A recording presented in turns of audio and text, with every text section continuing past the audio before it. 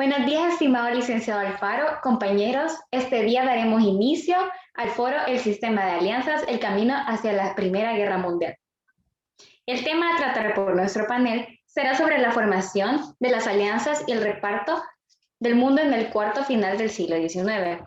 Nuestro panel está conformado por María Fernanda Merino, experta en el imperialismo alemán, Kimberly Manzano, experta en la Triple Alianza, Valeria Martínez, experta en el reparto de Asia, Jessica Girón, experta en el reparto de África, y por último, Evelyn Reyes, experta en la rivalidad anglo-germana y la alianza franco-rusa.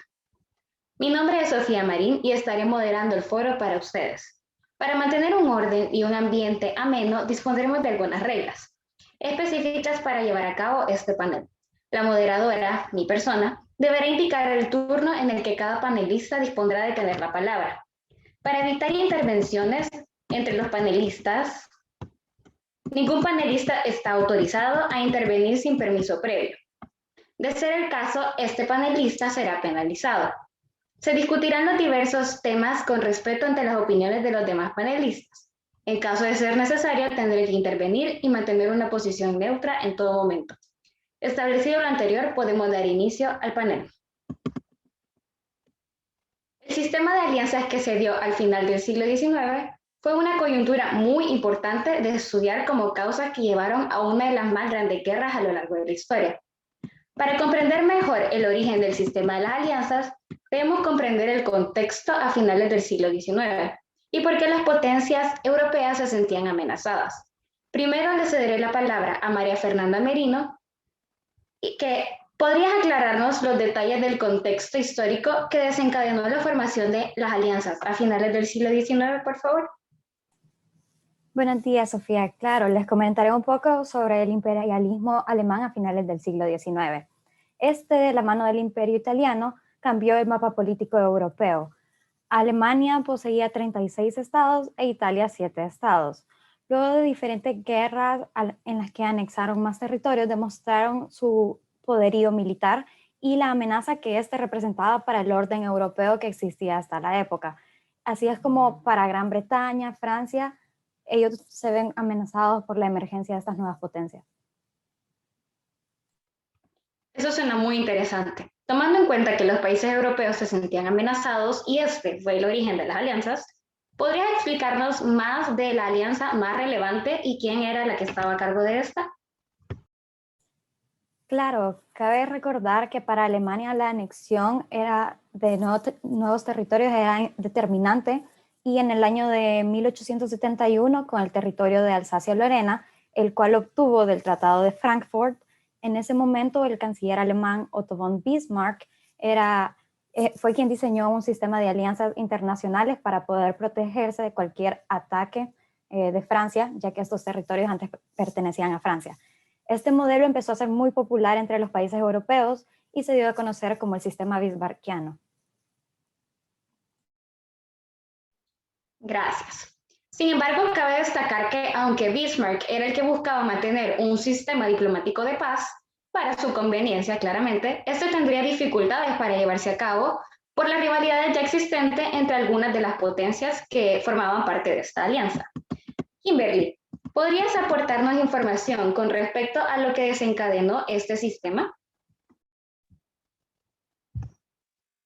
Claro, Sofía.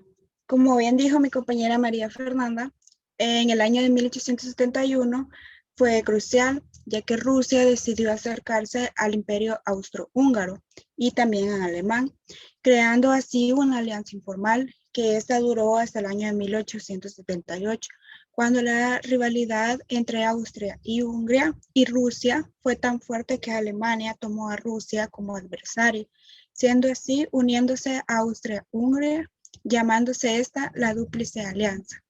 Más adelante, en el año 1882, la alianza entre Alemania y Austria-Hungría se conocería como la Triple Alianza al añadir a Italia. Muchas gracias. Dado que Rusia, en este caso, quedaba libre de una alianza con Alemania, este ya no suponía un enemigo para Francia.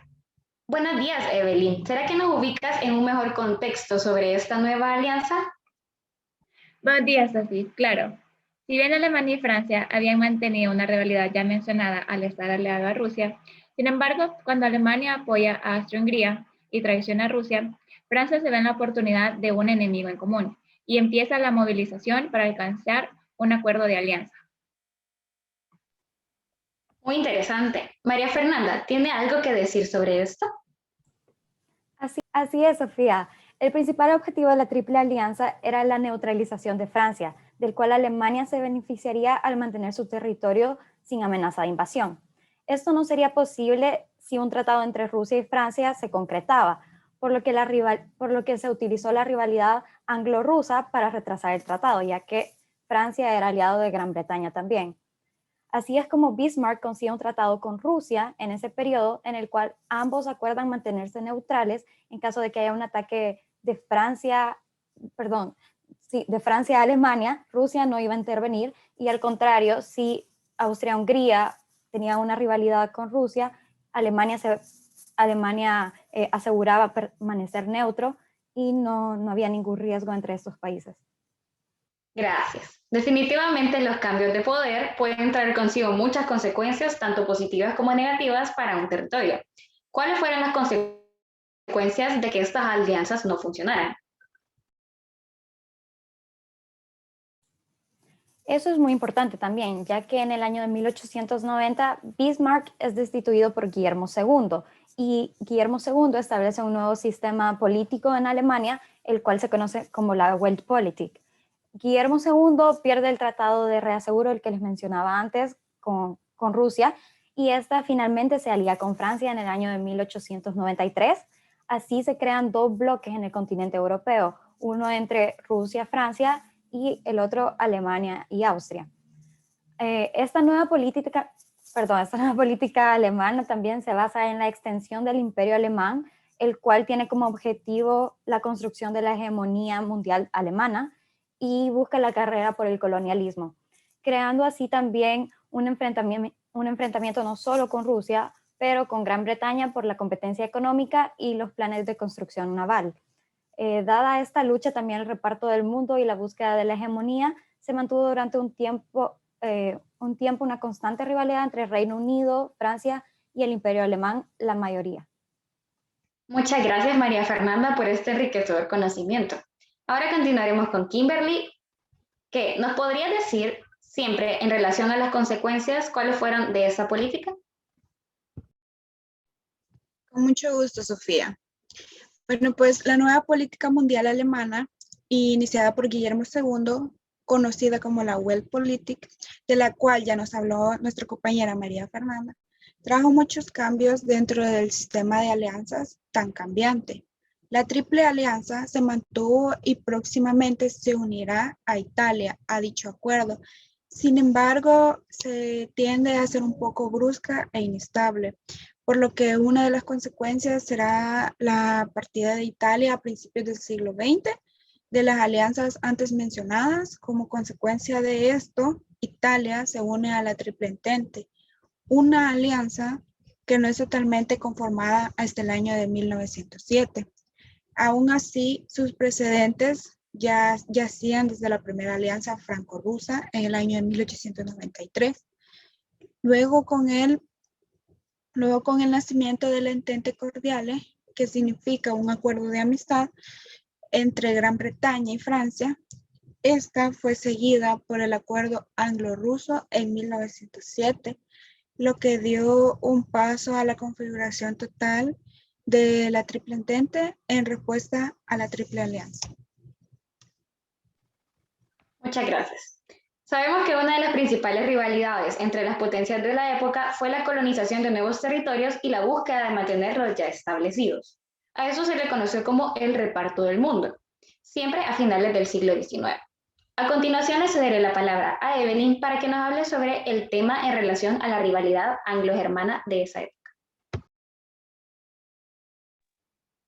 Gracias, Sofía. Mira, es importante mencionar la diferencia entre los estados. Tenemos, por una parte, el Reino Unido, que él había inundado al mundo con sus hombres, con sus costumbres y con sus capitales. En esos años, los británicos emprendieron nuevas conquistas para proteger sus territorios y defender sus ingresos.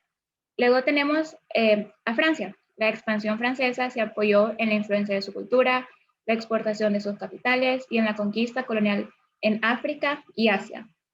Alemania fue industrializada más tarde, pero tuvo más éxito que estos dos, es decir, más éxito que Francia y más éxito que el Reino Unido. Entonces, estos fueron sus rivales y, bueno, él se rivalizó con estos que eran los mejores situados para hacerse una parte del reparto. Recordemos que a finales del siglo, las potencias industriales terminaron de repartirse el mundo y sus negocios. Hubieron dos factores de interés que motivaban a participar. El primero era el rápido crecimiento de la población europea y la necesidad de materias primas para los productos industriales con finalidad de expandir el mercado. Gracias. Ahora cederé la palabra a Valeria para que nos ubique en un contexto de la colonización. ¿Podrías hablarnos sobre la relevancia que tuvo el continente asiático y el africano durante el colonialismo?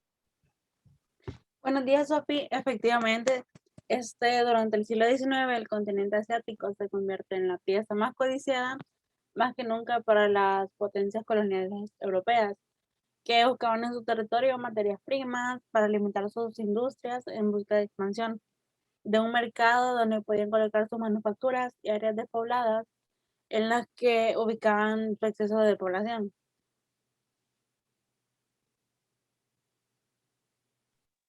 Cuéntame, ¿podrías explicarnos un poco sobre la dinámica que se dio del reparto de Asia entre las potencias?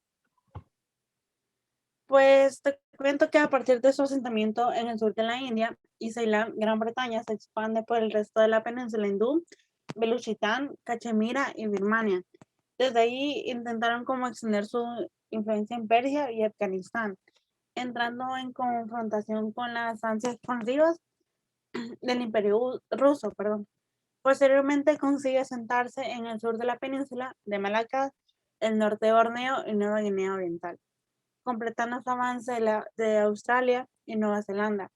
Enclaves comerciales y militares fueron privilegiados porque iba a ser la colonia de Adén, que controlaba hacia el Mar Rojo y la isla de Socotora. Hemos notado que Gran Bretaña tuvo un papel muy importante dentro del colonialismo de Asia. Jessica, ¿qué otra potencia tenía de igual interés el continente asiático? Déjame comentarte también que, por otro lado, el Imperio de Rusia inició su expansión desde el norte, ocupando la Caucásica, el Turquestán y provincias de Amur, costea. Entre las causas que lo llevaban a hacer esto tenemos que explotaban a las colonias económicamente, también se apropiaban de sus tierras y las explotaban de una forma de monocultivo. La explotación minera se realizaba a los indígenas, ya que era mano de obra barata y explotada. No nos cabe duda de que Asia fue un continente muy deseado y que toda clase de conquista trae fuertes consecuencias para los territorios sublevados. ¿Qué consecuencias trajo este gran interés a la zona? ¿Nos podrías decir, Valeria? Pues que el desarrollo económico de las poblaciones colonizadoras y colonizadas también, que la influencia que tuvo la cultura entre los diferentes continentes, la generación de nuevos estratos. Sin embargo, los esclavos siguieron siendo de la clase más baja y más afectada. Y bueno, hoy en día Asia es un continente con gran avance social y económico. Muchas gracias, Valeria. A continuación debemos tomar en cuenta que aunque Asia fue uno de los continentes más batallados, este no fue el único. Ahora pasaremos con Jessica. Explícanos un poco, ¿qué ocurría con África a finales del siglo XIX durante el colonialismo, por favor? La carrera por África, la cual consistía en la división territorial, colonización y anexión de tierras africanas a las potencias europeas durante el periodo del nuevo imperialismo. Los países involucrados fueron Inglaterra, Francia, Bélgica, Alemania e Italia, siendo Inglaterra y Francia los más beneficiados. Como la mayoría conocemos, África es un continente muy rico en recursos naturales muy valiosos, además de tener una ubicación geográfica de mucha importancia. Esta fue una de las causas que llevaron a las potencias a conquistar África. Sí, Sudáfrica era rica en diamantes y Egipto tenía un buen valor estratégico importante para asegurar el flujo de comercio en el exterior, ya que ahí se encuentra el canal de Suez, por el cual se puede acortar la ruta de comercio marítimo entre Europa y Asia, pues se evita tener que rodear toda África. Aparte de eso, tenemos otros motivos, el cual eran que las potencias europeas estaban acostumbrados a ciertos recursos, pero Europa ya no disponía de estos. Pero sí se encontraba en África, tales como el algodón, el caucho, el té, la hojalata y el cobre. Los europeos se habían vuelto muy consumidores de todos esos productos, pero para conseguirlos tenían que obtenerlos de África. Así que esa sería otra de las razones por las cuales influyó. Gracias. Durante el colonialismo se pueden dar consecuencias tanto para los países conquistadores como para los conquistados. Dime, Evelyn, con respecto a la colonización, ¿cómo destacarías la posición de Alemania frente a sus rivales? Claro, Sofi. Bueno, Alemania salió con una mayor desventaja que Francia y que Gran Bretaña, porque esta se convirtió en un estado fuerte y unificado más tarde que esos dos. Como te conté, como te mencioné antes, su industrialización fue más tarde. Después de 1890, el gobierno de Berlín al frente de un país cuya industria supera ya a la inglesa. Quiso recuperar el tiempo perdido y trató de obtener un nuevo reparto del mundo. El imperio colonial más vasto del mundo era el inglés. Ocupaba también gran parte del mundo en el comercio exterior y en las exportaciones de capitales, como te lo había mencionado antes. Se comprende que en sus aspiraciones de distribución terráquea, Alemania enfrentara sobre todo a Inglaterra y que este fuera su adversario más peligroso. ¿Cuál crees tú, Evelyn, que fue el resultado de estas luchas internacionales? Bueno, el resultado fue que las potencias imperialistas tendieron a establecer economías cerradas con sus colonias.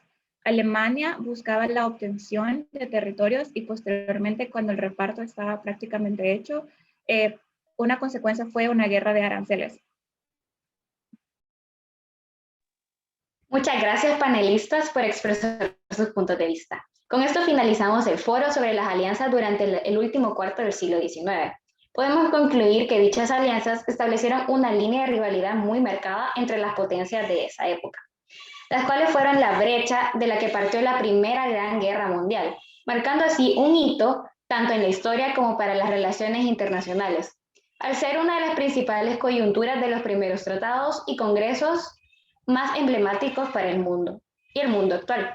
De igual forma, dichos acontecimientos funcionan para el estudio de las relaciones internacionales, como un precedente de lo que puede ocurrir entre diversos actores internacionales, algunas causas que llevan a una interacción, en este caso de tipo en su mayoría bélico.